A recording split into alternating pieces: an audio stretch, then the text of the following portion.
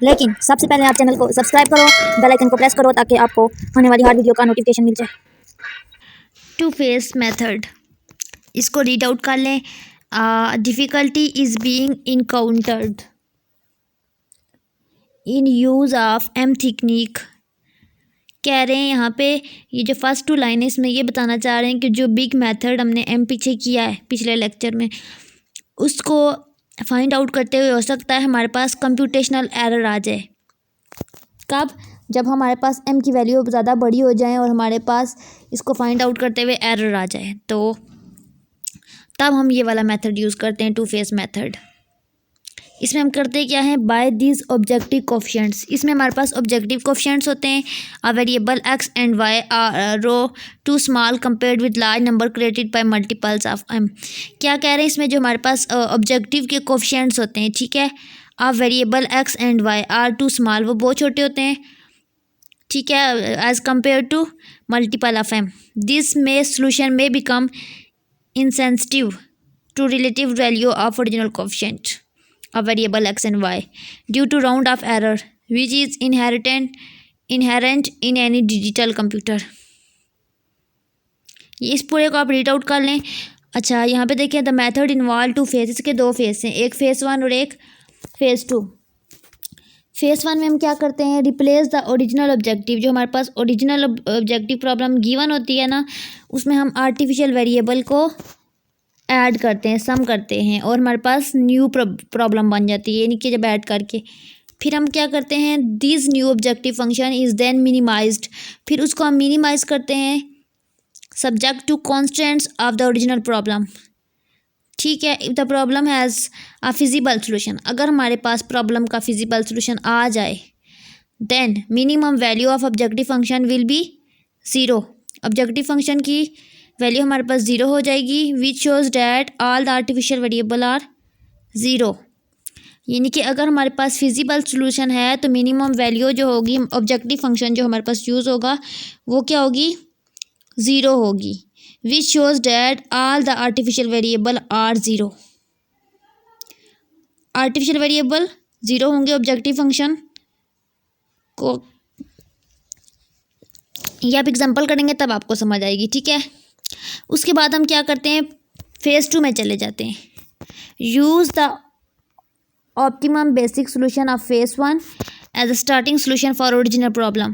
Now the original objective function has to express in term of non-basic variable. This can be achieved by adding suitable multiples of constants equation involving artificial variable. तो यहाँ पे देखिए हमारे पास example है, यहाँ पे हमें different equations दी गई हैं और कहा गया इसको मिनिमाइज करो, ठीक है। सबसे पहले हमने करना क्या है, यहाँ पे ये जो हमारे पास चार इक्वेशंस हैं, कितनी हैं, 1 2 3 4 5 4, ठीक है, ये इक्वेशंस हैं, यहाँ ये 4 इक्वेशन है, ठीक है। इन सब को हमने इक्वालिटी में कन्वर्ट करना है। देखिए, पहली इक्वालिटी में है, दूसरी इनइक्वालिटीज़ है यहाँ पे। तो इक्वालिटी में कन्वर्ट करने के लिए कुछ मैंने प्रॉपर तरीका बताया है पिछले लेक्चर नंबर 23 में डिटेल से। अगर आपने लेक्चर 23 नहीं देखा तो उसको देखिए, वहाँ पे आपको प्रॉपर डिटेल में बताया गया है। यहाँ से हमने इसको इन इक्वेशन को वही सारे रूल्स अप्लाई करके जो पीछे अप्लाई किए हैं डिटेल में मैंने बताया, उनसे हमने यहाँ पे इनको इक्वालिटी में कन्वर्ट किया। तो हमारे पास जी इक्वल 3 आ गया, s plus s one slack 1 is equal to 40, y plus slack 2 is equal to 30, यहाँ तक हो गया। अब ये चारों क्वेश्चन आ गए। अब हमने करना क्या है, यहाँ पे note that the objective function is always of the minimisation.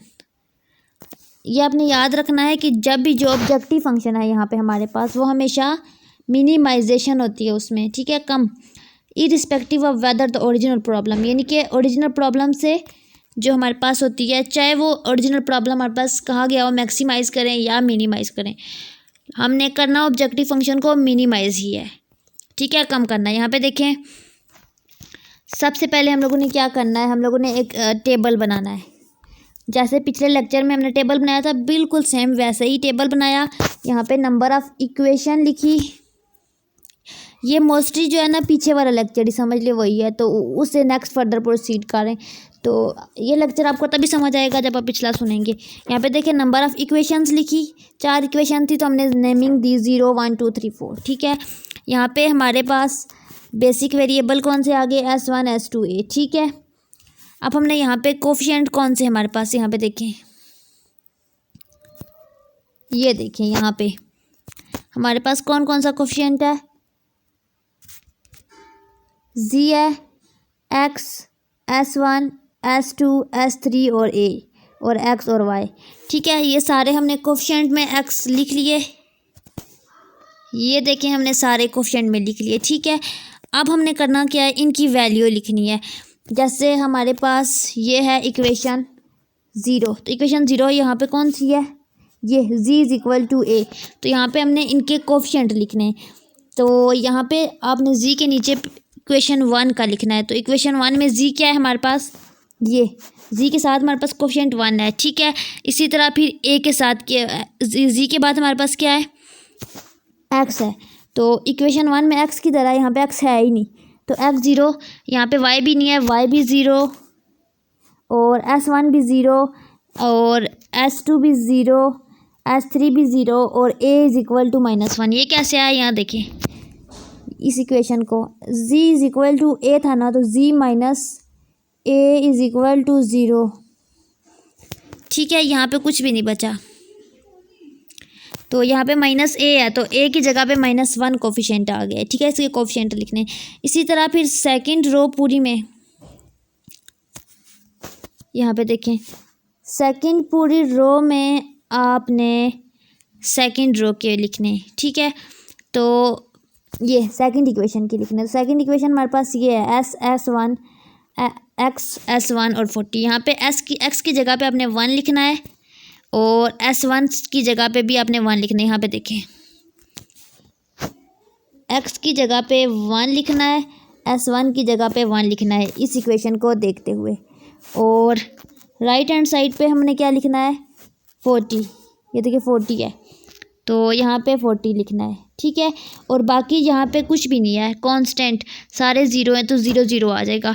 Next अब हम थर्ड रो के लिए कर रहे हैं, तो थर्ड रो ये देखिए हमारे पास ये थर्ड रो है। तो थर्ड रो कौन सी है, यहाँ पे ऊपर ये वाली Y प्लस S2, तो यहाँ पे Y की जगह पे आपने 1 लिखना है, और S2 की जगह पे 1 लिखना है, और राइट हैंड साइड पे अपने 30 लिखना है, बाकी सब 0, ठीक है। इसी तरह नेक्स्ट रो के लिए करना है, 4 के लिए। इसी तरह हमने चारों रो लिख ली। अब हमने करना क्या है, बिल्कुल सेम ये पिछले मेथड से हमने यहाँ तक किया है। अब हमने क्या करना है, in the above table the objective function has the coefficient of basic variable A। ये देखें, ये हमारे पास पहला जो फंक्शन है 0, इसको हम ऑब्जेक्टिव फंक्शन पूरे को कहेंगे। तो ये ऑब्जेक्टिव फंक्शन के कांस्टेंट सारे यूज़ हो रहे हैं। तो यहाँ पे हमने क्या करना है, जो बेसिक वेरिएबल A है, ठीक है, इसको हमने 0 बनाना है। यहाँ पे देखें फर्स्ट रो में बेसिक वेरिएबल, ये देखें आर्टिफिशियल वेरिएबल A है, A। तो बेसिक वेरिएबल को 0 बनाना है। तो बेसिक वेरिएबल यहाँ पे है कौन कौन से, S1 S2 S3 और A। S1 S2 S3 0 हैं, तो A हमारे पास -1 है, तो यहाँ पे हमने A को 0 बनाना है। तो क्या करें, तो 0 बन जाएगा। यहाँ पे देखें फर्स्ट रो में -1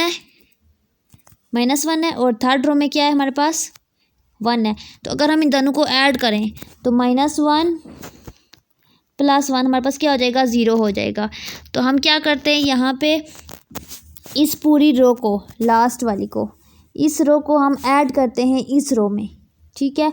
और जो हमारे पास आंसर आता है वो ऊपर वाली रो में ऐड करेंगे, इस रो में, ठीक है।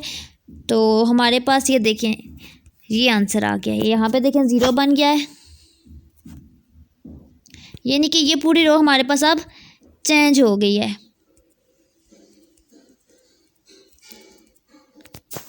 ये बस 19-20 का फ़र्क है पिछले और इस लेक्चर में।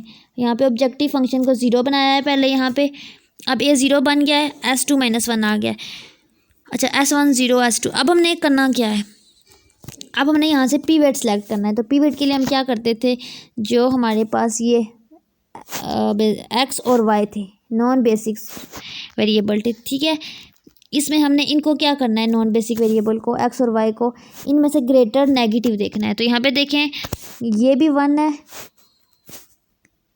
ये भी 1 है और दूसरा वाला भी 1 है। तो अब इन दोनों में से कोई भी एक ले लेंगे, दोनों बराबर हैं, तो यहाँ पे कोई भी हम ले लेते हैं। यहाँ पे मैं एक्स ले लेती हूँ इसको एज अ पिवट कॉलम। तो हम क्या करते हैं, राइट, यहाँ पे रेशो कैसे आती हैं, right hand side divided by pivot column. तो यहाँ पे देखें, अगर हम इस बॉक्स के लिए कर रहे हैं, ठीक है, इस बॉक्स में, तो यहाँ राइट हैंड साइड पे क्या है, 40 है और पिवट कॉलम हमारे पास एक्स था, तो पिवट कॉलम में हमारे पास इसके साथ यहाँ पे क्या है, 1 है, तो 40/1 40 हो जाएगा। नेक्स्ट हमने करना है इसके लिए, तो यहाँ पे एक्स को कर रहे हैं, तो 30/0 हमारे पास क्या हो जाएगा, इन्फिनिटी। नेक्स्ट 60/1 तो 60 हो जाएगा, ठीक है। अब हमारे पास पिवट रेशो आ गई हैं। अब हमने यहाँ पे पिवट रो ये ली थी, अब हमने पिवट कॉलम लिया था, अब हमने पिवट रो सेलेक्ट करनी है। तो पिवट रो कैसे देखते हैं, स्मॉलेस्ट रेशो। तो यहाँ पे देखें स्मॉलेस्ट रेशो क्या है, 40, 60 और इन्फिनिटी है, तो सबसे छोटी 40 है, तो हमने 40 वाली पूरी रो को यहाँ से पिवट रो बोल दिया। और ये जो हमारे पास आया है ये 1, इसको हमने बोला है पिवट एलिमेंट। अब हमने यहाँ पर यहाँ तक जो स्टेप किए, उस स्टेप में हमारे पास जी की वैल्यू जो आई वो लिखी 60 आई, ये जी की वैल्यू, ये S1 की, S2 की, S3 की। अब हमारे पास क्या बच गया, वेरिएबल एक्स, वाई और S3 बच गया। इनकी वैल्यू हमें कोई नहीं गिवन है, ये देखें ये S1 की है, ये S2 की और ये A की है, A की 60, S2 की इन्फिनिटी। तो इन सब की वैल्यू हमें कोई पता नहीं है, यहाँ पे नहीं है, तो यहाँ पे हमने इनको 0 करना है, ठीक है, इनको 0 लिख लिया। अब हमने नेक्स्ट प्रोसीड करना है फर्दर फर्स्ट इटरेशन के लिए। कॉलम हमने देख लिया, यहाँ देखें हमने पिवट रो ले ली, पिवट कॉलम ले लिया। अब हमने करना क्या है, पिवट रो हमने ये ली थी एक्स वाली, और पिवट कॉलम ये लिया था, और पिवट रो हमने ली थी 40 वाली। यहाँ पे देखें ये हमने पिवट रो ली थी और ये पिवट कॉलम, ठीक है। अब हम नेक्स्ट इससे क्या करते थे, इसके बाद हम ये करते थे कि हम पिवट रो को यानी कि इसको हम मल्टीप्लाई करते थे फर्स्ट पिवट कॉलम के जो सब पिवट पॉइंट था उसके साथ। तो यहाँ पे था 1, ठीक है, यहाँ पे देखिए 1 है, तो इस 1 को पूरी रो के साथ मल्टीप्लाई करेंगे, जो बड़ा नंबर हमारे पास आएगा बेसिक वेरिएबल में, इनमें, ठीक है, उसको हम इंटरचेंज करेंगे। तो यहाँ पे देखें यहाँ पे सारे 0 हैं, 0 0 0, तो ये हमारे पास 1 है, तो S1 यानी कि 1 कहाँ पे, ये देखें S1 पे है ना, तो S1 वाला इंटरचेंज होगा। यहाँ पे देखें ये वाला S1 इंटरचेंज होगा, और यहाँ पे X, यानी कि हमारे पास जो हमने इंटरचेंज करना है बेसिक वेरिएबल को, हमने करना यही है ना, फर्स्ट इटरेशन में इंटरचेंज करना है ना, एक नॉन बेसिक वेरिएबल को एक बेसिक में। तो नॉन बेसिक में हमने X लिया और बेसिक में हमने S1 लिया। ये देखें ना, ये हमारे पास दोनों क्या थे, नॉन बेसिक थे, और ये हमारे पास बेसिक थे। तो नॉन बेसिक का एक X और बेसिक का S1 आपस में इंटरचेंज होंगे, यानी कि ये जो रो है S1 ये X वाली जगह पे आ जाएगी और X वाली S1 पे, ठीक है, यहाँ पे ये आ जाएगी। उसके बाद यहाँ अब हमने क्या करना है, हमने पिवट रो सेलेक्ट कर ली, पिवट कॉलम सेलेक्ट करके रो को इंटरचेंज कर लिया। अब हमने इसी तरह सेकंड इटरेशन के लिए करना है, ठीक है। तो सेकंड इटरेशन के लिए आपने क्या करना है, ये देखें सेकंड इटरेशन के लिए आपने कैसे करना है, यहाँ पे आप रो ऑपरेशन भी करेंगे ताकि वैल्यू बैलेंस रहे। यहाँ पे देखें अब मैं y को ले रही हूँ, ठीक है, पिवट कॉलम। तो जब y को पिवट कॉलम लेंगे तो राइट हैंड साइड के साथ हम पिवट कॉलम को डिवाइड करके रेशो निकालते हैं, तो रेशो निकाल लेते हैं। यहाँ पे देखें जब हमने यहाँ से इस रो में 40 को डिवाइड किया पिवट कॉलम वाई से यानी कि 0 से, तो हमारे पास आंसर आया इन्फिनिटी। जब 30 के साथ किया 1 को तो आंसर आया 1। जब 20 को किया 1 के साथ तो आया 20। अब हम देखेंगे आया ये जो हमारे पास 3 रेशो हैं इनमें सबसे छोटी कौन सी है। तो यहाँ पे देखें सबसे छोटी है मेरे पास 20, ठीक है 20 है ना। तो अब हमने इसको पिवट रो सेलेक्ट करना है, पूरी रो को। यहाँ पे देखें ये पिवट रो और वाई पिवट कॉलम। अब हमने करना क्या है, पिवट कॉलम का जो पहला एलिमेंट है ये देखें यहाँ पे, ये जो वाई है इसका क्या है 1 है। इस 1 को हमने इनके सारे बेसिक एलिमेंट के साथ मल्टीप्लाई करना है। तो यहाँ पे देखें बेसिक एलिमेंट में कौन कौन सा है, S1 S2 S2 S3 और A, ठीक है। अब इन चारों में से कौन सा ऐसा नंबर है जिसको हम इस फर्स्ट वाले 1 के साथ मल्टीप्लाई करें तो बड़ा नंबर आए। तो यहाँ पे देखें अगर हम इस 1 को यहाँ पे इसके साथ मल्टीप्लाई करें नेगेटिव तो -1 आएगा, 0 के साथ 0 आएगा और -1 के साथ -1। तो अगर 1 के साथ करें तो सबसे बड़ा आएगा। तो 1 कहाँ पे है, A पे है। तो किसको इंटरचेंज करेंगे, A को। सेकंड इटरेशन में क्या करेंगे, हम A को इंटरचेंज करेंगे Y के साथ, यानी कि नेक्स्ट स्टेप में यहाँ पे A की जगह पे Y कॉलम और Y कॉलम की जगह पे A कॉलम आ जाएगा सेकंड इटरेशन में, ठीक है। ये देखें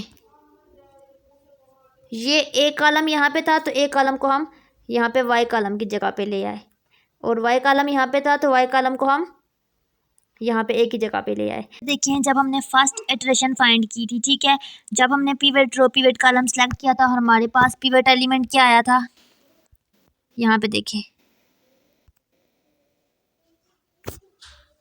ये आया था पिवट एलिमेंट 1 आया था, ठीक है। तो हमने क्या करना है, इसके जो बाकी एलिमेंट हैं उनको हमने 0 बनाना है। 0 कैसे बनेगा, 0 बनाने के लिए हमने रो ऑपरेशन करना है, ठीक है। रो ऑपरेशन करके इसको 0 बनाना है। किस किस को 0 बनाना है, हमने इसके ये जो ऊपर एलिमेंट है इसको हमने 0 बनाना है, यानी कि इस कॉलम में जितने भी एलिमेंट होंगे ना उनको हमने 0 करना है। यहाँ पे देखिए सिर्फ पिवट एलिमेंट 1 होगा, अगर पिवट एलिमेंट 1 नहीं है कुछ और नंबर है तो उसको भी हमने 1 ही रखना है हर हाल में, तो इसको 0 करना है। तो इसको 0 बनाने के लिए हमने रो ऑपरेशन किया, ये देखिए नेक्स्ट स्टेप में हमारे पास ये 0 बन गया है, ठीक है। रो ऑपरेशन किया तो ये वाले इसके अंदर के कुछ एलिमेंट्स आपस में इंटरचेंज हो जाएंगे, और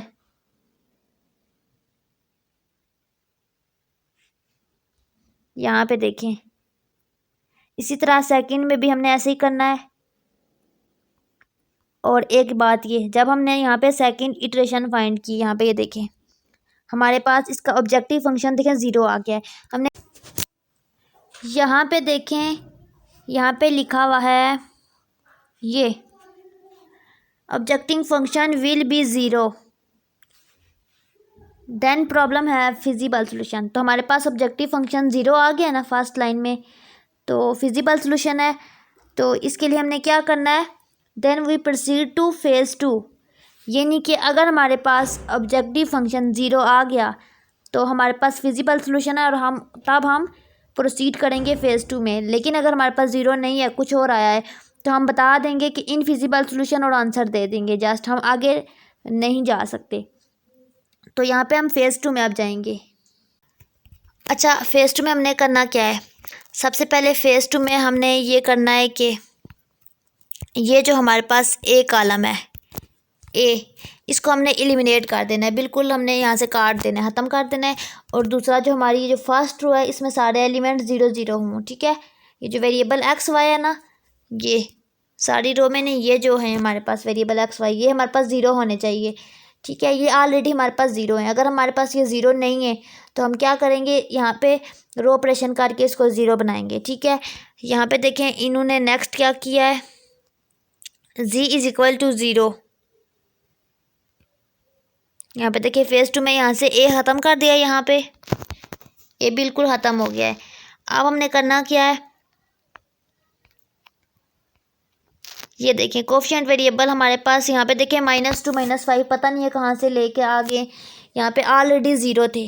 अगर यहाँ पे ज़ीरो नहीं होते -2 -5 होते तब हम इसको फर्दर करते, लेकिन यहाँ पे ये देखें शायद इन्होंने कैलकुलेशन में मिस्टेक कर दिया, ऊपर लिखने में या यहाँ मिस्टेक कर दिया, ये तो कैलकुलेशन से ही पता चलेगा।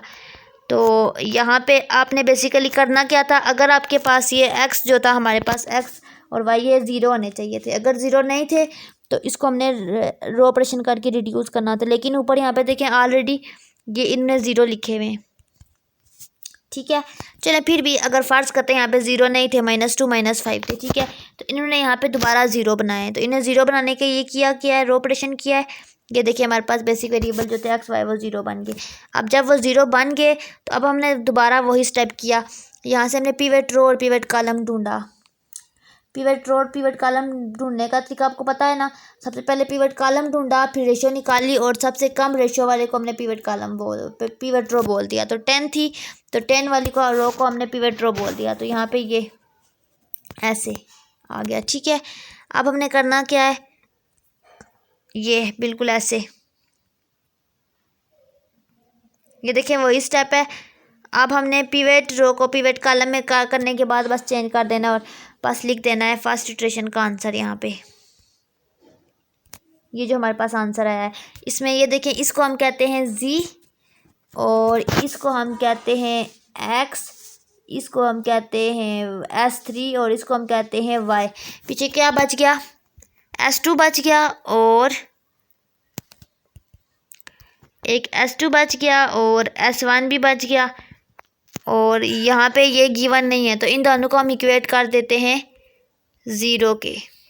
ठीक है, यहाँ पे हमारी एग्जांपल एंड हो गया। काफ़ी कॉम्प्लिकेटेड सी एग्जांपल थी यहाँ पे, इसमें बहुत सी मिस्टेक भी थी, समझ ही नहीं आ रही थी इन्होंने क्या किया हुआ है। हर एक दफ़ा रिवाइज कर लेते ताकि हमारा सही हो जाए। सबसे पहले हमें इक्वेशन दी गई थी, ये हमने इनको इक्वालिटी में कन्वर्ट किया। इक्वालिटी में कन्वर्ट करने के बाद हमने ये देखें इक्वालिटी में कन्वर्ट किया, फिर हमने ये टेबल ड्रा किया, टेबल में कोफिशिएंट ड्रा किए, फिर हमने यहाँ से पिवट कॉलम ढूंढा। पिवट कॉलम ढूंढने के बाद हमने रेशो निकाली, यहाँ पे ये देखें रेशो निकाली, यहाँ पे ये देखें रेशो निकाली और फिर इन रेशो को यूज़ करके हमने पिवट रो ढूंढी, सबसे मिनिमम वाली ये 40 वाली। तो फिर हमने क्या किया, फिर हमने यहाँ से एक बेसिक वेरिएबल को नॉन बेसिक में इंटरचेंज किया। ठीक है, इंटरचेंज किया, सबसे पहले हमने यहाँ पे ऑब्जेक्टिव फंक्शन को ज़ीरो बनाया, फिर इंटरचेंज किया। इंटरचेंज करने के बाद हमारे पास वही प्रोसेस दोबारा किया और हमने सेकंड इटरेशन निकाल ली। इसी तरह देखा सेकंड इटरेशन में अगर हमारे पास आंसर ज़ीरो यहाँ पे आ गया, अगर ज़ीरो पे आ गया तो हम फेज़ 2 में चले जाएंगे, अगर ज़ीरो नहीं आया तो फेज़ 1 में रहेंगे। तो ठीक है, हम फेज़ 2 में गए, फेज़ 2 में हमने ए को एलिमिनेट कर दिया और हमने फर्स्ट पूरी रो को, ये जो वेरिएबल थे एक्स वाई, इनको ज़ीरो बनाना था, इनको रिड्यूस करके रो ऑपरेशन करके हमने 0 0 बनाया। और फिर दोबारा यहाँ से पिवट रो और पिवट कॉलम ढूंढा, पहले पिवट कॉलम ढूंढा, फिर रेशो निकाली और फिर पिवट रो ढूंढी और फिर वहाँ से इंटरचेंज किया और ये देखिए हमने फिर आंसर दे दिया यहाँ पे और हमारा टॉपिक एंड हो गया है।